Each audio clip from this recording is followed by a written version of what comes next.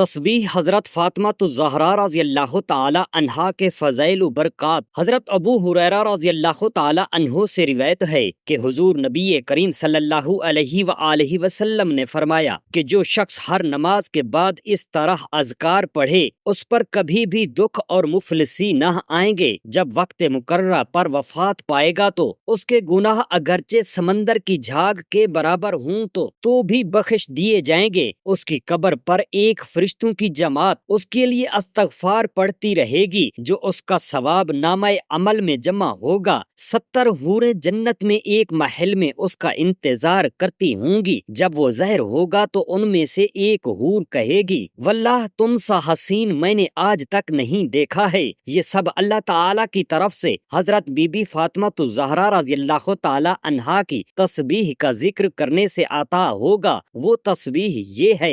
बिस्मिल्लाहिर्रहमानिर्रहीम, अस्सलामु अलैकुम वरहमतुल्लाह। मोहतरम नाज़रीन, हजरत अबू मूसा अशअरी रज़ियल्लाहु ताला अन्हो ने फरमाया कि मैंने एक दिन अपने घर में वुजू किया और फिर घर से निकला, ख्याल किया कि आज सारा दिन में नबी करीम सल्लल्लाहु अलैहि वसल्लम के साथ ही गुजारूंगा। वो फरमाते हैं, इसी इरादा से मैं मस्जिद में आया। नबी करीम सल्लल्लाहु अलैहि वसल्लम के मुताल्लिक पूछा कि आप कहाँ हैं, तो सहाबाए कराम ने बताया कि आप इस जानिब तशरीफ ले गए हैं। मैं भी उसी समत चल पड़ा। आपके मुताल्लिक फिर आकर सवाल किया। इस तरह मालूम हुआ कि आप जिस बाग में बेर अरीस है इसमें दाखिल हो गए हैं। आप फरमाते हैं कि मैं दरवाजे पर नबी करीम सल्लल्लाहु अलैहि वसल्लम की इंतजार करने लगा। दरवाजा खजूर की छड़ियों का बना हुआ था। यहाँ तक कि नबी करीम सल्लल्लाहु अलैहि वसल्लम कज़ाए हाजत से फारिग हुए, क्योंकि आप कज़ाए हाजत के लिए तशरीफ ले गए थे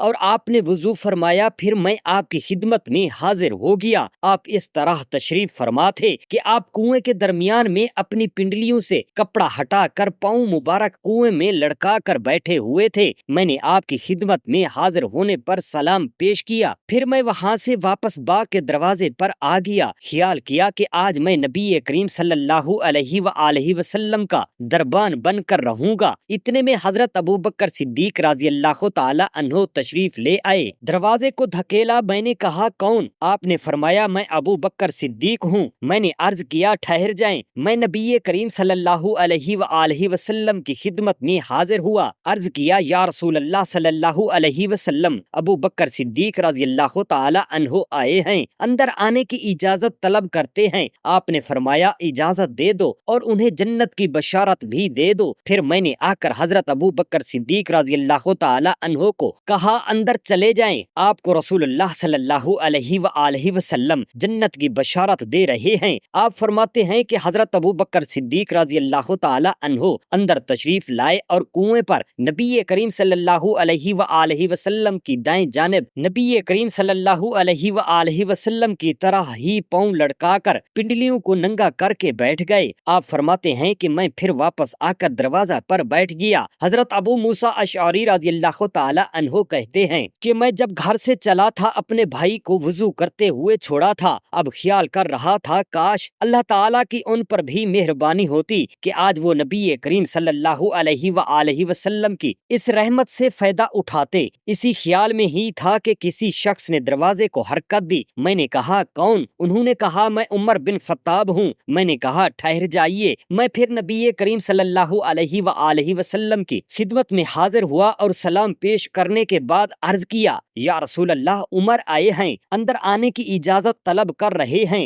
हुजूर नबी करीम सल्लल्लाहु अलैहि वसल्लम ने फरमाया कि उन्हें इजाजत दे दो और जन्नत की बशारत भी दे दो। फिर मैं हजरत उमर फारूक रज़ियल्लाहु ताला अन्हो के पास आया। अर्ज किया, आपको इजाजत है और नबी करीम सल्लल्लाहु अलैहि वसल्लम आपको जन्नत की बशारत भी दे रहे हैं। हजरत उमर फारूक रज़ियल्लाहु ताला अन्हो आ गए और नबी करीम सल्लल्लाहु अलैहि वसल्लम की दूसरी जानिब कुएं में पाँव लटका कर बैठ गए। आप कहते हैं, मैं फिर दरवाजे पर आकर बैठ गया। फिर इरादा यही कर रहा था कि अल्लाह करे मेरा भाई भी आ जाए। यहाँ तक कि एक और शख्स ने आकर दरवाजा को हरकत दी। मैंने कहा, कौन? उसने कहा, मैं उस्मान बिन अफ़्फ़ान हूँ। मैंने कहा, ठहर जाइए। मैं नबी करीम सल्लल्लाहु अलैहि वसल्लम को आकर खबर दी। आपने फरमाया, उन्हें इजाजत दे दो और जन्नत की बशारत भी दे दो और उन्हें जो बलवी मुसीबत और दुख पहुँचेगा उसकी भी खबर दे दो, यानी मसाइब की यलगार में जतला होंगे। आप कहते हैं मैंने आकर हजरत उस्मान रज़ी अल्लाह ताला अन्हो को खबर दी कि आप अंदर दाखिल हो जाएं। नबी करीम सल्लल्लाहु अलैहि वसल्लम जन्नत की बशारत दे रहे हैं, साथ साथ मसाइब की यलगार में भी मुब्तला होने की खबर भी दे रहे हैं।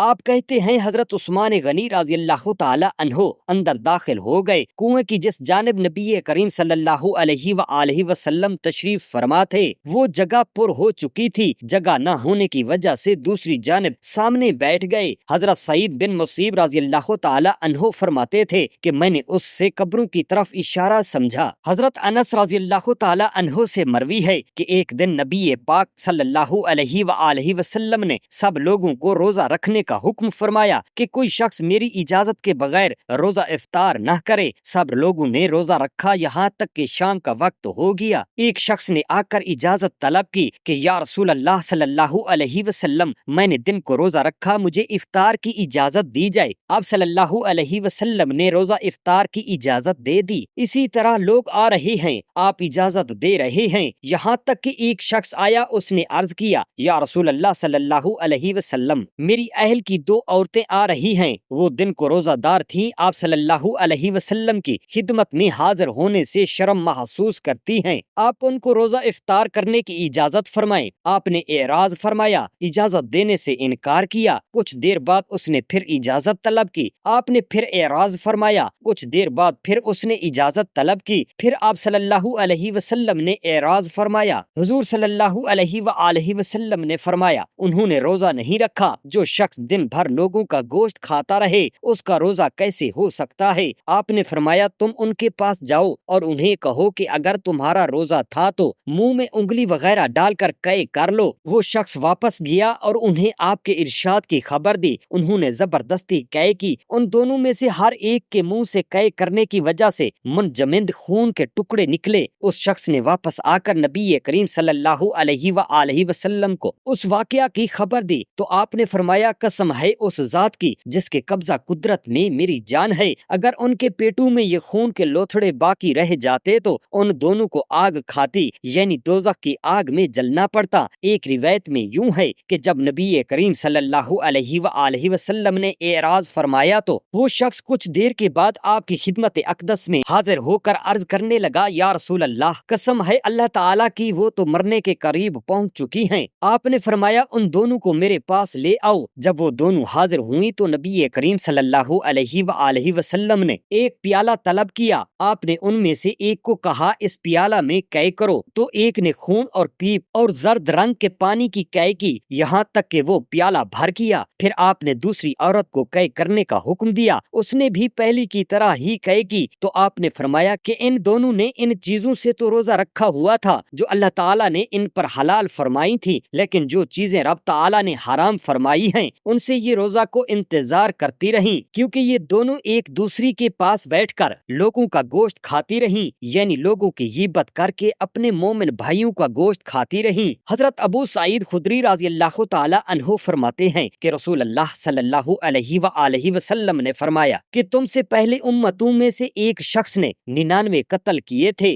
फिर इलाका में जो शख्स बड़ा आलिम था उससे सवाल किया, क्या मेरी तौबा कबूल हो सकती है? उसने एक रहब की रहनुमाई की। वो शख्स उसके पास आया, उसे बताया कि मैंने 99 कत्ल किए हैं, क्या मेरी तौबा कबूल हो सकती है? रहब ने कहा नहीं। उसने रहब को भी कत्ल कर दिया। इसी तरह उसने 100 कत्ल मुकम्मल कर लिए। फिर इलाका के किसी बड़े आलिम से सवाल किया। उसने उसकी एक और आलिम की रहनुमाई की कि उससे सवाल करो। उस आलिम के पास आकर उस शख्स ने बताया कि मैंने 100 कत्ल किए, क्या मेरी तौबा कबूल हो सकती है? उस आलिम ने कहा, हाँ यकीनन तौबा अल्लाह ताला कबूल फरमाएगा। कौन सी चीज है जो तुम्हारे और तौबा के दरमियान हायल है जो तौबा कबूल ना होने दे? तुम फला जगह चले जाओ, वहाँ कुछ लोग अल्लाह ताला की इबादत में मशगूल हैं, तुम भी उनके साथ मिलकर अल्लाह ताला की इबादत करो। अपनी जमीन अपने इलाका की तरफ लौट कर ना आना, क्योंकि ये बुराइयों वाली जमीन है। वो शख्स चल पड़ा। जहाँ इबादत गुजार लोगों के पास जाना चाहता था उसका भी निस्फ रास्ता ही तय किया था कि वो फौत हो गया। तो अब रहमत के फरिश्ते और अजाब के फरिश्ते उस शख्स के बारे में झगड़ा करने लगे। रहमत के फरिश्ते कहने लगे, इसकी रूह हम लेकर जाएंगे, क्योंकि ये सच्चे दिल से तौबा की غرض سے اللہ تعالیٰ کی طرف متوجہ تھا، اس لیے اتنے دور سے نیک لوگوں کے پاس جا رہا تھا۔ عذاب کے فرشتے کہنے لگے اس کی روح ہم لے کر جائیں گے، اس نے کوئی نیک کام آج تک کیا ہی نہیں تھا۔ اتنے میں ایک اور فرشتہ انسانی شکل میں آیا۔ رحمت کے فرشتے اور عذاب دینے والے فرشتوں نے اپنے جھگڑے کا معاملہ اس کے سامنے پیش کیا۔ اس نے کہا کہ دونوں طرف کی زمین کو ناپ لو، جس طرف کی زمین تھوڑی ہے یہ شخص ان کے لیے ہی ہوگا، یعنی اگر وہ اس زمین کے قریب ہے جس میں نیک لوگ عبادت کر رہے ہیں تو یہ نیک لوگوں کا ساتھی تصور ہوگا، کیونکہ یہ زیادہ فاصلہ طے کر چکا تھا، تھوڑا باقی رہ گیا تھا۔ اور اگر وہ زمین جو گناہوں والی ہے جہاں سے یہ آ رہا تھا تو ابھی گنہگار ہی تصور ہوگا، کیونکہ ابھی اس نے تھوڑا فاصلہ طے کیا تھا اور زیادہ باقی رہ گیا تھا۔ جب انہوں نے زمین کو ناپا تو وہ زمین قریب تھی جہاں جا رہا تھا، تو اس طرح اس کی روح کو ملائکہ رحمت نے لے لیا۔ حضرت عبید بن مرزوق رضی اللہ تعالی عنہ سے روایت ہے کہ مدینہ طیبہ میں ایک عورت تھی جو مسجد کی صفائی کرتی تھی، وہ فوت ہو گئی۔ صحابہ کرام نے جنازہ پڑھ کر دفن کر دیا۔ حضور نبی اکرم صلی اللہ علیہ وآلہ وسلم کو اطلاع نہیں دی گئی تھی۔ ایک دن آپ اس کی قبر سے گزرے تو پوچھا یہ کس کی قبر ہے؟ صحابہ کرام نے عرض کیا ام محجن رضی اللہ تعالی عنہا کی۔ آپ نے فرمایا وہی جو مسجد کی صفائی کرتی رہتی تھی۔ صحابہ کرام نے عرض کیا جی ہاں یا رسول اللہ صلی اللہ علیہ وسلم، تو آپ نے صف باندھ کر اس کی قبر پر نماز جنازہ ادا فرمائی، کیونکہ نبی کریم صلی اللہ علیہ وآلہ وسلم اپنی امت کے افراد کے تمام ولیوں سے زیادہ قریبی ولی تھے۔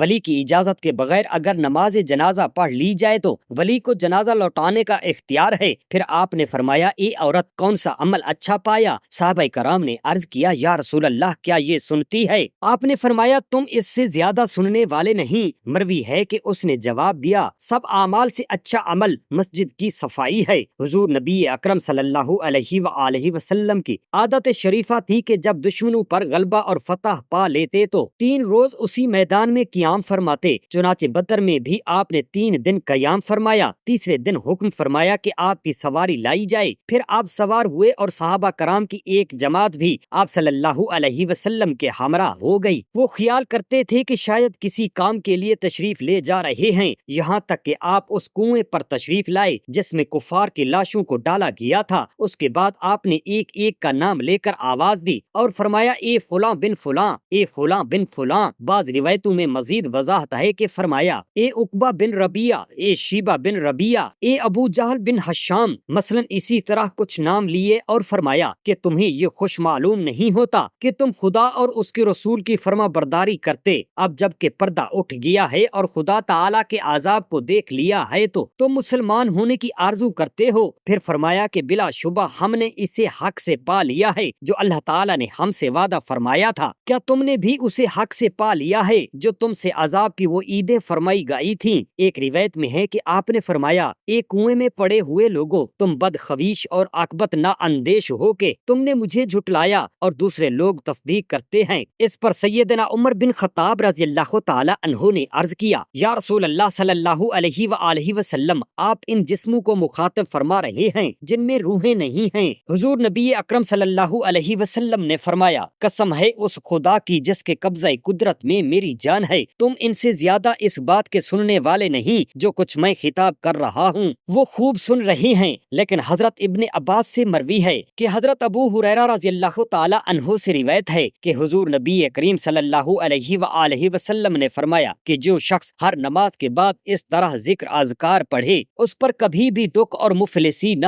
آئیں گے۔ جب وقت مقررہ پر وفات پائے گا تو اس کے گناہ اگرچہ سمندر کی جھاگ کے برابر ہوں گے تو بھی بخش دیے جائیں گے۔ اس کی قبر پر ایک فرشتوں کی جماعت اس کے لیے استغفار پڑھتی رہے گی جو اس کا ثواب نامہ عمل میں جمع ہوگا۔ 70 حوریں جنت میں ایک محل میں اس کا انتظار کرتی ہوں گی۔ جب وہ ظاہر ہوگا تو ان میں سے ہر ایک حور کہے گی واللہ تم سا حسین میں نے آج تک نہیں دیکھا۔ تسبیح حضرت فاطمہ الزہرا رضی اللہ تعالی عنہا سبحان اللہ 33 بار، الحمدللہ 33 بار، اللہ اکبر 34 بار، آخر میں ایک بار لا الہ الا اللہ وحدہ لا شریک لہ لہ الملک و لہ الحمد وہو علی کل شیء قدیر روزانہ بلا تعطل پڑھ کر اللہ تعالیٰ کے ان انعامات کا حقدار ہو جائے گا۔ نبی کریم صلی اللہ علیہ وآلہ وسلم ایک رات ایک قبر پر تشریف لے گئے۔ آپ کے ساتھ چراغ بھی تھا۔ قبلہ کی جانب سے میت کو قبر میں اتارا اور فرمایا بے شک تم اللہ تعالیٰ سے بہت ڈرنے والے اور بہت ہی قرآن پاک کی تلاوت کرنے والے تھے، اللہ تعالیٰ تم پر رحم کرے۔ نبی کریم صلی اللہ علیہ وآلہ وسلم رات کو قبر پر میت کو دفن کرنے کی غرض سے تشریف لے گئے تھے۔ آپ کے اس فعل سے یہ بھی فائدہ حاصل ہو گیا کہ رات کو دفن کرنا بھی جائز ہے، اس میں کوئی حرج نہیں۔ اسی طرح دوسرا مسئلہ یہ حاصل ہوا کہ میت کی چارپائی کو قبلہ کی جانب رکھا جائے، پھر اس کو قبر میں اتارا جائے۔ نبی کریم صلی اللہ علیہ وآلہ وسلم نے میت کے حق میں دعائے رحمت فرمائی۔ حدیث شریف میں ہے کہ اللہ تعالیٰ کے ڈر سے زیادہ اوہ اوہ کرنا، اللہ تعالیٰ کی محبت سے زیادہ عجز کا اظہار کرنا، اللہ تعالیٰ کے خوف سے زیادہ رونا، اللہ تعالیٰ کی رحمت طلب کرنے کی زیادہ دعا کرنا، اس لیے کہ عاجزی کرنا، زیادہ رونا، زیادہ دعا کرنا، زیادہ تلاوت کرنا اور زیادہ تابع داری کرنا۔ نبی کریم صلی اللہ علیہ وآلہ وسلم کی دعا کا مقصد یہ ہے کہ ہم تمہارے لیے رحمت کی دعا کر رہے ہیں، اللہ تعالیٰ سے رحمت کاملہ اور اس کی عام مغفرت کی قوی امید کرتے ہیں، کیونکہ اللہ تعالیٰ نے اپنے فضل و کرم سے تمہیں ایسے اعمال کی توفیق دے رکھی تھی جو اس کی رحمت و مغفرت کا ذریعہ ہیں، کیونکہ بے شک تم اپنی زندگی میں اللہ تعالیٰ کے خوف سے آہوزاری کرتے رہے اور اس کی محبت کی وجہ عاجزی کرتے رہے اور اس کے خوف کی وجہ سے بہت ہی روتے رہے اور اس سے رحمت کی طلب کی بہت دعائیں کرتے رہے اور بہت ہی زیادہ قرآن پاک کی تلاوت کرتے رہے اور قرآن پاک کے احکام کے مطابق عمل کرتے رہے۔ یقیناً یہ اعمال اس کی رحمت و مغفرت کا ذریعہ ہیں۔ ہم بھی اس کی رحمت کی امید کرتے ہوئے تمہارے لیے دعا کر رہے ہیں۔ حضرت عبداللہ بن جعفر سے مروی ہے کہ جب حضرت جعفر کی وفات کی خبر آئی، یعنی جب آپ کی شہادت کی خبر مدینہ طیبہ میں پہنچی، کیونکہ آپ جنگ موتا میں شہید ہو گئے تھے، تو نبی کریم صلی اللہ علیہ وآلہ وسلم نے فرمایا اہل جعفر کے لیے طعام تیار کرو، یعنی طعام تیار کر کے ان کے گھر بھیجو، اس لیے کہ ان کے پاس وہ خبر آ چکی ہے جس نے ان کی پریشانی میں مشغول کر دیا ہے۔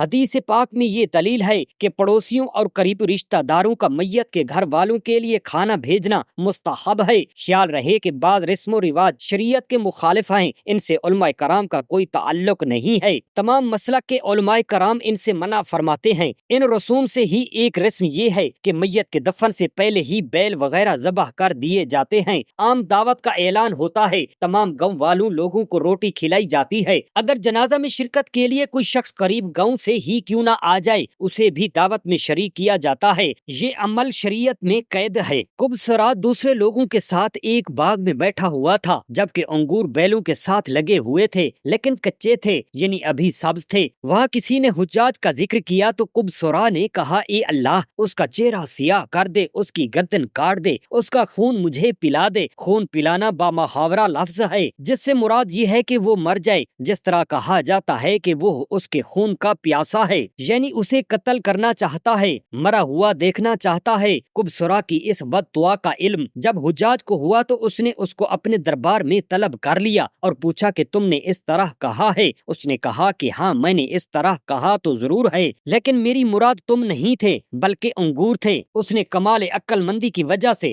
نام تو لیا نہیں تھا اور بیٹھا بھی انگوروں کے باغ میں ہی تھا، جبکہ انگور سبز تھے۔ ان کے لیے کہنا کہ انگور سیاہ ہو جائیں اور کٹ کر ہمارے پاس آ جائیں تاکہ ہم ان کا نچوڑ رس پئیں۔ بظاہر یہ بات بھی کسی حد تک درست تھی، لیکن حجاج کو بھی صحیح رپورٹ ملی تھی کہ قبصرہ تمہارے خلاف باتیں کرتا رہتا ہے اور تمہارا تذکرہ جب ہوا اس وقت اس نے یہ دعا کی، اس لیے حجاج نے قبصرہ کو کہا میں تمہیں بیڑیاں پہنا دوں گا، یعنی پاؤں میں لوہے کی زنجیریں ڈال دوں گا۔ اس کے جواب میں قبصرہ نے کہا مثل حاکم کی مرضی کی بات ہے، یا چت کبرا گھوڑا عطا کر دے، چونکہ ادھم کا معنی لوہے کی بیڑی بھی ہے اور سیاہ گھوڑا بھی ہے۔ اسی طرح قبصرہ نے اس کی دھمکی کو انعام میں بدل دیا۔ پھر حجاج نے کہا تو ہلاک ہو جا، وہ تو لوہا ہے جس کی بات میں کر رہا ہوں، وہ گھوڑا نہیں جیسے تو کہہ رہا ہے، یعنی میرا مطلب ہے کہ میں تمہیں بیڑیاں لگا دوں گا۔ قبصرہ نے پھر کمال فطانت سے اس کی دھمکی کو انعام میں بدلتے ہوئے کہا آپ نے بہت اچھا فرمایا، کیونکہ اس گھوڑے کا لوہے کی طرح سے مضبوط ہونا اور تیز ہونا موٹے سست رفتار بیل گھوڑے سے بہتر ہے۔